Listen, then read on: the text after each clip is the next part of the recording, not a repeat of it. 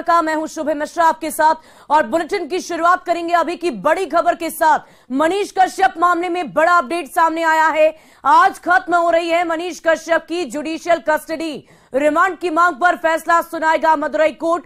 Cyber crime की police ने की है 7 दिनों की रिमांड की मांग। फिलहाल सेंट्रल जेल में न्यायिक हिरासत में बंद है मनीष कश्यप। ये बड़ी जानकारी मनीष कश्यप से जुड़ी हुई आपको दे रहे हैं। पटना से बड़ी खबर, रिमांड की मांग पर आज फैसला आना है और ऐसे में मदुरई कोर्ट में आज ये फैसला सुनाया जाएगा। पटना से ये बड़ी खबर आपको बता रहे हैं। जुडिशियल कस्टडी रिमांड की मांग पर आज फैसला सुनाया जाएगा। मदुरई कोर्ट में ये फैसला होगा। साइबर क्राइम की पुलिस ने 7 दिनों के रिमांड की मांग की है और फिलहाल सेंट्रल जेल में न्यायिक हिरासत में बंद है मनीष कश्यप। ये बड़ी जानकारी आपको देने मनीष कश्यप मामले से जुड़ी हुई ये बड़ी अपडेट इस वक्त आपके सामने। आज खत्म हो रही है जुडिशियल कस्टडी मनीष कश्यप की और ऐसे में कोर्ट में फैसला होना है। रिमांड की मांग पर आज फैसला होना है। मदुरई कोर्ट में यह फैसला लिया जाएगा और फिलहाल सेंट्रल जेल में न्यायिक हिरासत में बंद है मनीष कश्यप। आगे की जांच प्रक्रिया के तहत कार्रवाई की जाएगी। साइबर सेल ने 7 दिनों के रिमांड को बढ़ाने की मांग की है। देखना होगा कि इस संबंध में कोर्ट क्या कुछ फैसला सुनाती है।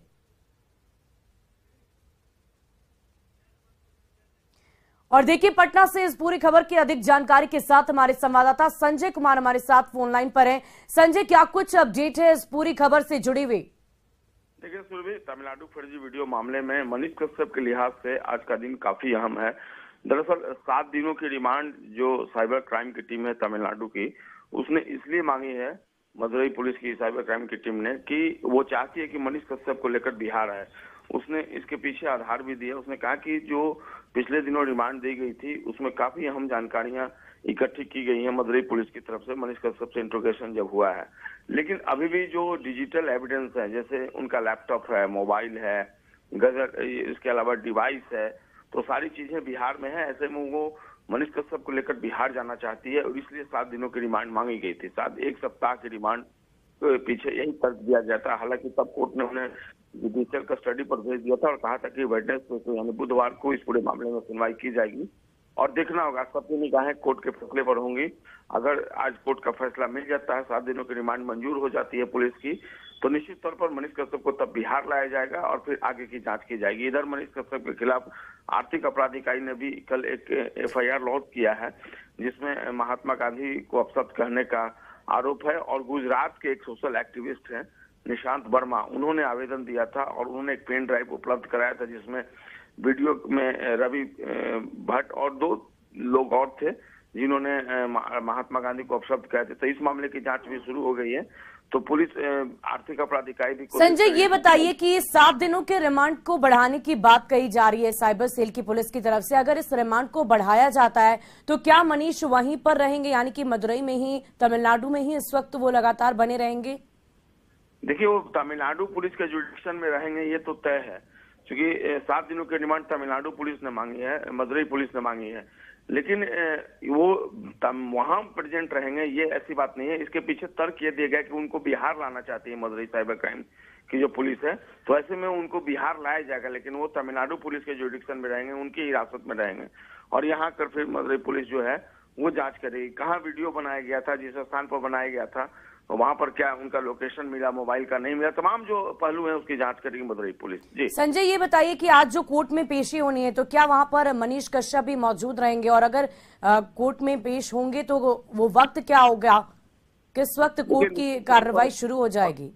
जी, फर्स्ट हाफ में उनकी पेशी होनी है और चूंकि प्रक्रिया होती है जुडिशियल कस्टडी के बाद पहले पुलिस उनको लेकर जाएगी, उनका मेडिकल एग्जामिन कराया जाएगा। कोर्ट ने आदेश दिया है कि जब भी जुडिशियल कस्टडी से पुलिस लेकर आएगी कोर्ट में तो उनका स्वास्थ्य परीक्षण कराया जाएगा कि वो स्वस्थ हैं और कोर्ट ने इंस्ट्रक्ट किया है पुलिस को कि उन्हें किसी तरीके से टॉर्चर नहीं किया जाए। तमाम तरह की जो बातें हैं वो कोर्ट ने अपनी तरफ से रखी है। तो पहले उनको उनका मेडिकल एग्जामिन कराया जाएगा और फर्स्ट हाफ में कोर्ट में प्रोड्यूस किया जाएगा, उसके बाद फिर कोर्ट का फैसला होगा, उसके अनुसार आगे की कार्रवाई। बहुत बहुत शुक्रिया संजय हमारे साथ जुड़ने के लिए। इस पूरी खबर पर आप लगातार नजर बनाए रखें और मोतिहारी से आपको बड़ी खबर बता दें, ऑर्केस्ट्रा की आड़ में जिस्म का धंधा, 10 युवतियों का रेस्क्यू किया गया है। एनजीओ की सूचना पर कड़ी कार्रवाई की गई है। नेपाल, बंगाल और असम की युवतियां कोटवा की दीपऊ मोड़ के पास ये बड़ी कार्रवाई की गई। बड़ी जानकारी मोतिहारी से आपको दे दें, ऑर्केस्ट्रा की आड़ में जिस्म का धंधा चल रहा था और जिस्म फरोशी के इस धंधे का पर्दाफाश हुआ। 10 युवती का रेस्क्यू किया गया है।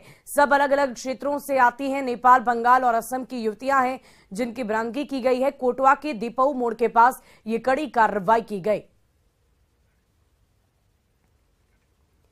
और पटना सिटी से आपको बड़ी खबर बताएं, बाल कैदियों के 2 गुटों में जमकर मारपीट हो गई। बीच बचाव करने पहुंचे अधीक्षक की पिटाई कर दी गई। करीब 10 बाल कैदी इस दौरान जख्मी हो गए। घायल कैदियों का इलाज लगातार जारी है। कई बाल कैदियों की स्थिति गंभीर बताई जा रही है। गायघाट की बाल सुधार गृह की ये पूरी घटना बताई जा रही है। पटना सिटी से ये बड़ी खबर आपको बता दें, बचाव करने पहुंचे अधीक्षक की भी बाल कैदियों ने पिटाई कर दी और इस दौरान करीब 10 बाल कैदी आपस में जख्मी हो गए। वहाँ जो विधि विरुद्ध बालक हैं उनमें आपस में मारपीट की घटना हुई है, जिसमें करीब 8-10 लोग इंजर्ड हैं। 6 लोग ज़्यादा इंजर्ड हैं, उनको एनएमसीएच में हम लोग इलाज के लिए लाए हैं। इस मारपीट में शायद बीच बचाव में जो उसके अधीक्षक महोदय वो भी जख्मी हैं। उनका इलाज निजी हॉस्पिटल में चल रहा है। तो क्या वजह कारण स्पष्ट पाया? आपसी विवाद तो बताया जा रहा है, आपस में बच्चों का विवाद है। इससे बच्चे क्या मतलब बाल। और गिरिडीह से आपको बड़ी खबर बताएं, मालगाड़ी से कोयला चुराने के दौरान हादसा हुआ है। हाई टेंशन वायर की चपेट में नाबालिग आ गया और झुलसे नाबालिग का SNMMCH में इलाज लगातार जारी है। बनियाडी कोलियरी से गिरिडीह तक होती है चोरी और कोलियरी से निकलते ही शुरू हो जाती है कोयले की चोरी और नाबालिग का SNMMCH में इलाज इस वक्त जारी है। गिरिडीह से ये बड़ी खबर आपको बता रहे हैं, जहां पर हाई टेंशन वायर की चपेट में एक नाबालिग आ गया और कोयला चुराने के दौरान यह हादसा हुआ है। मालगाड़ी से कोयला चुराने के दौरान यह दर्दनाक हादसा हुआ और हाई टेंशन वायर की चपेट में नाबालिग आ गया। फिलहाल उसका इलाज अस्पताल में जारी है। और खबर पूर्वी चंपारण से, जहां एक आवारा सांड ने कई किसानों को जख्मी करने के बाद एक युवक की जान ले ली है। मामला कोटवा गांव का बताया जा रहा है। बताया गया है कि युवक रामबालक सिंह बाइक से घर लौट रहा था और तभी आवारा सांड बाइक की आवाज सुनकर भड़क उठा और युवक पर हमला कर दिया। युवक बचने के लिए घर में घुस गया, लेकिन सांड घर में घुसकर युवक पर हमला कर दिया और युवक को पटक पटक कर मार डाला। ग्रामीणों ने बताया कि ये सांड अब तक कई लोगों को जख्मी कर चुका है। लोग प्रशासन से सांड के आतंक से मुक्ति दिलाने की मांग कर रहे हैं। हम लोगों का यही मांग है प्रशासन से कि या उस सांड को मार दिया जाए और नहीं तो उसका कोई व्यवस्था कर, नहीं तो कितना होता होगा हमारे गांव में कोई नहीं जानता है। और खबर साहिबगंज से, जहां एक महिला की धारदार हथियार से गला काटकर हत्या कर दी गई। उधवा राधानगर थाना क्षेत्र के राधानगर पंचायत अंतर्गत हाई स्कूल मोड़ के पास की ये पूरी घटना बताई जा रही है। जानकारी के अनुसार महिला ने सुरेन घोष को जमीन खरीद के लिए एडवांस पैसे दिए थे, लेकिन वो बहुत दिनों से उसकी रजिस्ट्री नहीं करा रहा था और इसी बीच दोनों में उधारी रुपए मांगने को लेकर बहस हुई, जिसके बाद गुस्से में आकर सुरेन ने हंसुआ से महिला की गर्दन पर वार कर दिया। जानकारी मिलने पर मौके पर पहुंची पुलिस ने आरोपी को हिरासत में ले लिया। वहीं मामला दर्ज कर आगे की कार्रवाई की जा रही है।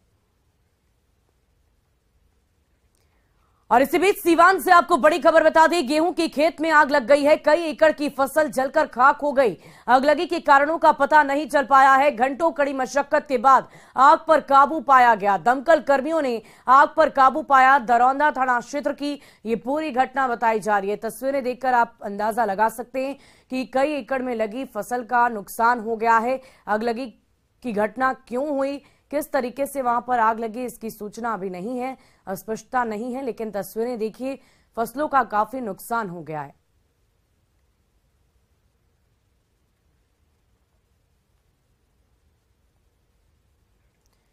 और जमुई के झाझा रेलवे स्टेशन से एक दिल दहला देने वाली तस्वीर सामने आई है, जिसमें चलती ट्रेन में चढ़ने के दौरान एक यात्री गिर जाता है, लेकिन ड्यूटी पर तैनात जीआरपी के जवान ने देवदूत बनकर उसकी जान बचा ली। घटना मंगलवार देर शाम की बताई जा रही है और ये पूरी घटना सीसीटीवी कैमरे में कैद हो गई है। तस्वीरों में देखा जा सकता है कि एक शख्स ट्रेन को चलता देखकर ट्रेन पकड़ने के लिए दौड़ता है और तेजी से चढ़ने की कोशिश करता है और इसी दौरान उसका पैर फिसल जाता है और वो गिर जाता है। है, संयोगवश जीआरपी के जवान की नजर उस पर पड़ती है और वो उसे बिजली की फुर्ती से खींचकर बचा लेता है। बताया जा रहा है कि यात्री ट्रेन से उतरकर पानी लेने के लिए गया था और उसी दौरान ट्रेन चलने लगी। यात्री ने देखा कि ट्रेन खुल गई और दौड़कर वो ट्रेन से चढ़ने लगा।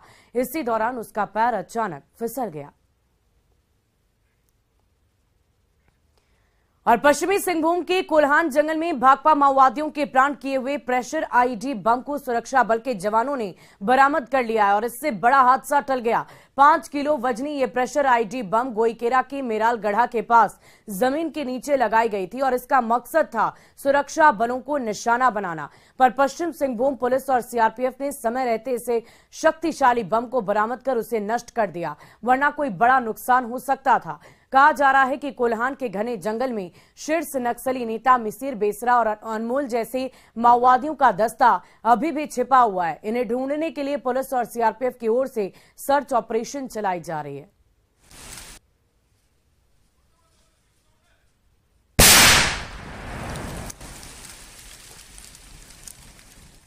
और देखिए, भले ही आपके लिए ये चौंकाने वाली बात हो, पर ये हकीकत है। जी हां, बिहार में अब जातियों की पहचान कोड के जरिए की जाएगी।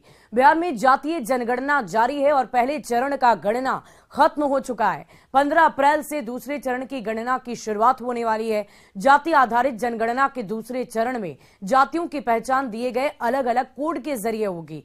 दूसरे चरण में प्रपत्र के अलावा पोर्टल और मोबाइल ऐप के जरिए जाति के अंकों के आधार पर बनाए गए कोड भरे जाएंगे, जिससे जातियों की पहचान हो जाएगी।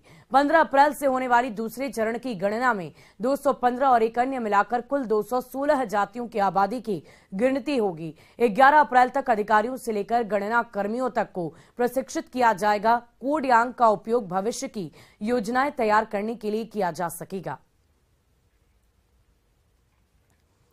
और चलिए अब आपको यह भी बता दें कि किस जाति के लिए कौन सा कोड है। विभिन्न जातियों के लिए अलग अलग कोड रखे गए हैं और कुल मिलाकर 216 जातियों के कोड है। अगरिया जाति के लिए 1 नंबर कोड दिया गया है। अघोरी जाति के लिए 2 नंबर कोड, जिसकी कोई जाति नहीं उसका कोड अलग है। और चलिए अब बढ़ते अगली खबर की ओर। पूर्णिया में आज सुबह मौसम ने अचानक ही करवट बदल ली है और हर तरफ अचानक कुहासा छाने लगा और लोगों को ऐसा लगने लगा कि दार्जिलिंग और शिमला का नजारा पूर्णिया में ही दिखने लगा है। कुहासे के कारण राह चलने वालों को काफी दिक्कत हो रही थी। वहीं मॉर्निंग वॉक करने वाले लोग भी अचंभित नजर आए।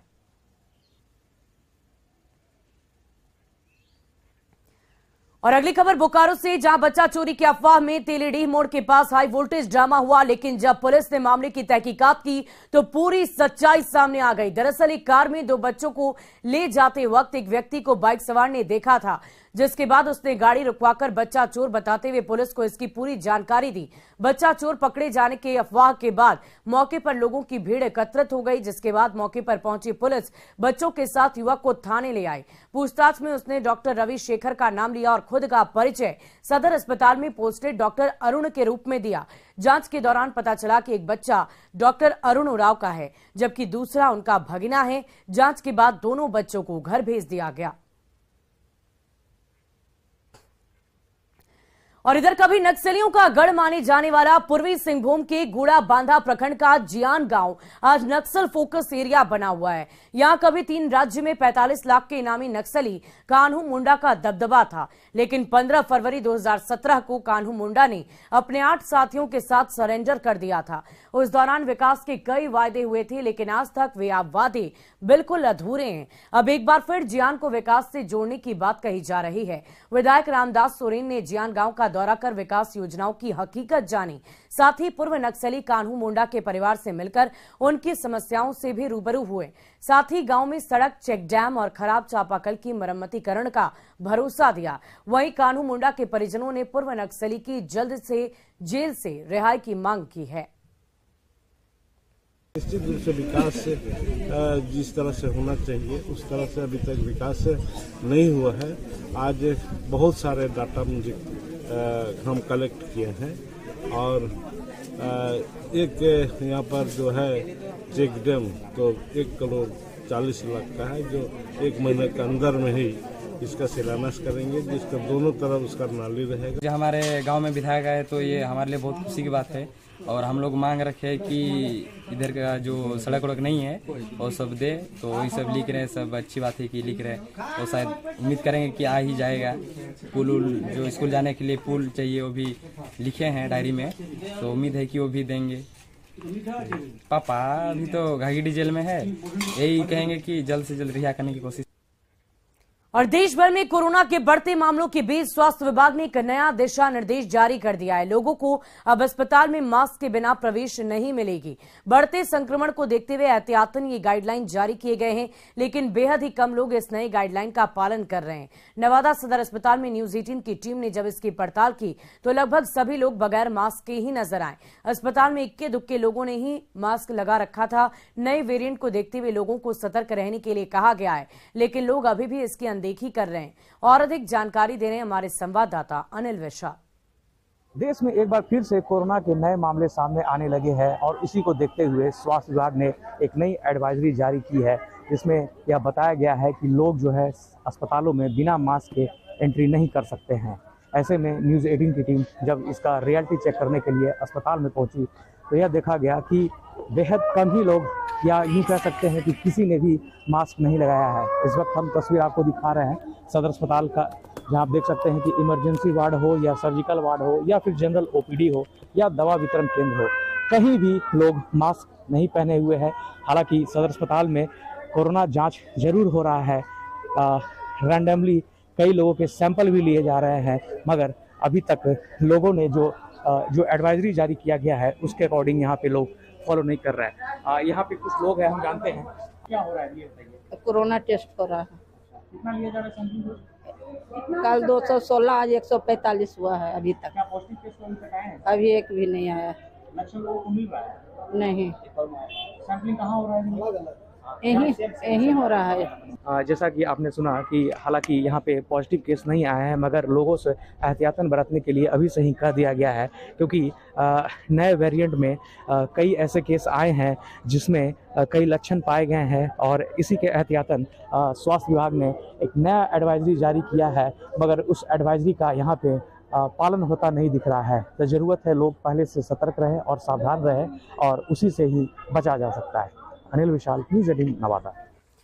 और खबर गिरिडीह से, जहां बेंगाबाद प्रखंड के आदिवासी बहुल मोहनी पहाड़ी गांव तक पहुंचने के लिए एक भी सुगम रास्ता ही नहीं है। यहां आदिवासियों की 1000 से अधिक की आबादी रहती है, लेकिन इस गांव में यहां के लोग आज भी जंगल झाड़ी और पगडंडियों से होकर गांव से आवागमन करते हैं। बताया जा रहा है कि जब भी कोई बीमार पड़ता है तो खाट पर रखकर मेन रोड तक उसे ले जाया जाता है, क्योंकि एम्बुलेंस गांव तक पहुंच ही नहीं सकती। ये गांव केंद्रीय मंत्री अन्नपूर्णा देवी के संसदीय क्षेत्र में आता है, लेकिन बावजूद यहाँ की स्थिति गंभीर बनी हुई है। ग्राउंड जीरो से और अधिक जानकारी दे रहे हमारे संवाददाता एजाज अहमद। मौजूद हैं गिरिडीह जिले के अंतर्गत आने वाले बेंगाबाद प्रखंड के मोहनिया पहाड़ी गांव में। आप तस्वीरों में साफ देख सकते हैं कि हमारे साथ यहाँ पे कुछ जो इस गांव के लोग हैं जुड़े हुए हैं। आपको बता दें कि इस गांव में लगभग 35 से 40 घर हैं और अगर आबादी की बात करें तो लगभग 1000 की आबादी यहाँ पे निवास करती है। वहीं तस्वीरों में साफ देख सकते हैं ये जो इलाका है पहाड़ियों से घिरा हुआ है और यहाँ पर रास्ते का अभी भी अभाव है और सुगम रास्ते नहीं होने की वजह से यहाँ के स्थानीय लोगों को काफ़ी दिक्कतों का सामना करना पड़ता है। वैसे देख रहे हैं कि अभी तक रोड वोट तो सरकार, हम लोग जिस वक्त चुनाव तो आता है उस वक्त हम लोग वोट लेने के लिए आता है। अब सदियों से अभी तक रोड तो देखते हैं कि हम लोग यदि बच्चे हैं, महिला हैं, अगर भुगत रहती है, बच्चे स्कूल में जाते हैं पढ़ाने के लिए भेजते हैं तो भारी कठिनाइयों का सामना करना पड़ रहा है हम लोग को। जी, यहाँ पर तो हम लगातार देखते हैं कि मतलब जो बीमारी की समस्या, अगर कोई पेशेंट हो गया है, डिलीवरी पेशेंट हो गया है तो एम्बुलेंस 108 वाला हम कई बार बुलाए हैं, लेकिन मतलब यहाँ घुस नहीं पाती है। एम्बुलेंस वाले को बहुत प्रॉब्लम होता है, तो एम्बुलेंस वाले भी बता सकता है कि कई बार हम बुलाए हैं। हम लोग थोड़े जानते हैं कि ऊपर वाला जैसे विधायक और जैसे MP MLA वो जीत के जाते हैं, अपना कुर्सी पर बैठते हैं खाली, वही नहीं, और पब्लिक के जैसे समस्या को नहीं देखते हैं। ये मुद्दा तो बनता है चुनाव के समय में, चाहे मुखिया का चुनाव हो या तो फिर विधानसभा का चुनाव हो या संसदीय चुनाव हो, लेकिन चुनाव खत्म होते ही ये समस्या ठंडे बस्ते में चला जाता है और इन लोगों को फिर से इन्हीं समस्याओं से दो चार होना पड़ता है। गिरिडीह से न्यूज़ 18 के लिए मैं एजाज अहमद। और बिहार विधान परिषद के लिए साधारण शिक्षक निर्वाचन व स्नातक निर्वाचन क्षेत्र की मतगणना छपरा में शुरू हो गई है। शहर के गर्ल्स स्कूल परिसर में सुबह 8 बजे से मतगणना शुरू हो गई और इसे लेकर मतगणना केंद्र में आसपास के इलाके में धारा 144 लागू कर दी गई है।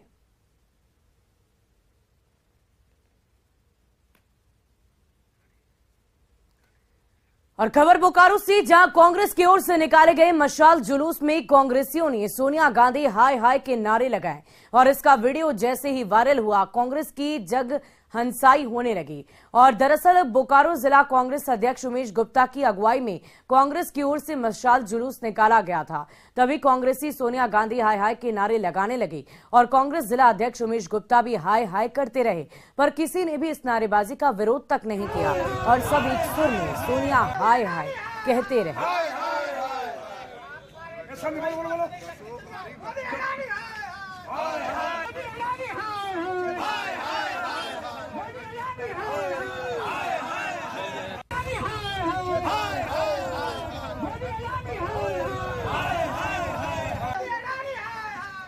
और खबर हजारीबाग से आपको बताएं, जहां जेएमएम के 44वें स्थापना दिवस के मौके पर लगाए गए तोरण द्वार का वीडियो जैसे ही सोशल मीडिया में वायरल हुआ, बीजेपी को जेएमएम पर चुटकी लेने का एक और नया बहाना मिल गया।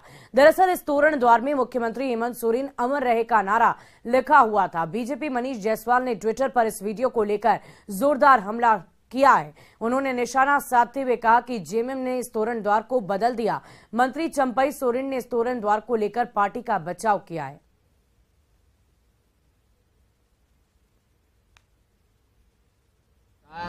हमारा घर में तो नहीं छपता है,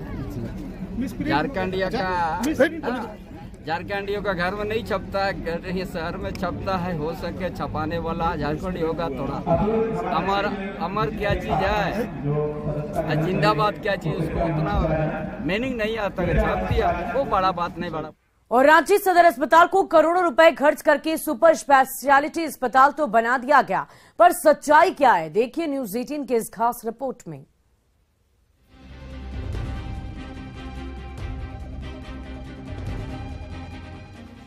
रिम्स पर मरीजों का भार कम करने के लिए रांची सदर अस्पताल को सुपर स्पेशलिटी अस्पताल का रूप देने का फैसला हुआ था।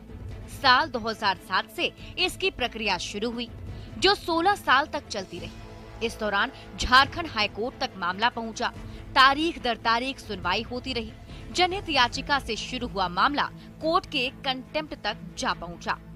कोर्ट की कड़ी टिप्पणी और 13 डेडलाइन गुजरने के बाद 28 मार्च को रांची सदर अस्पताल को 500 बेड वाले सुपर स्पेशलिटी अस्पताल के रूप में शुरू किया गया।